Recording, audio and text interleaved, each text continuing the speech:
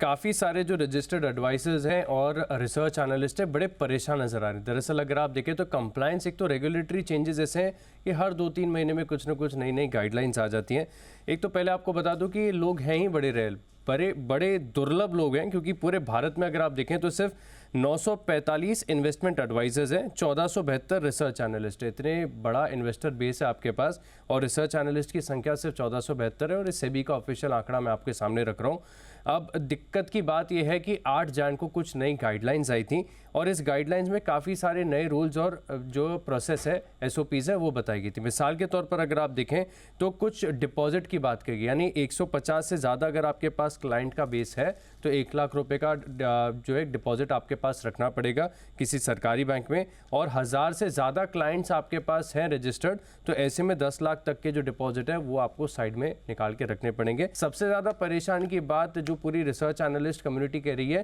कि जो fees structure के ऊपर कह दिया गया कि साल भर में 1.5 लाख रुपए से ज़्यादा प्रति व्यक्ति आप चार्ज नहीं कर सकते, और इससे भी बड़ी चैलेंज की बात ये आ जा रही कि आप 1 साल का एडवांस एक साथ में नहीं ले सकते। अगर मैक्सिमम आपको एडवांस लेना है तो 3 महीने, 1 क्वार्टर से ज़्यादा का जो है आप एडवांस नहीं ले सकते। तो क्लाइंट्स का और साथ में अगर आप देखें तो जो एनालिस्ट हैं वो भी कह रहे हैं कि ऐसे में हो सकता है कि जो अनरजिस्टर्ड लोग हैं, टेलीग्राम पे फर्जी ग्रुप चलाते हैं, इनको ज़्यादा बढ़ावा मिलेगा।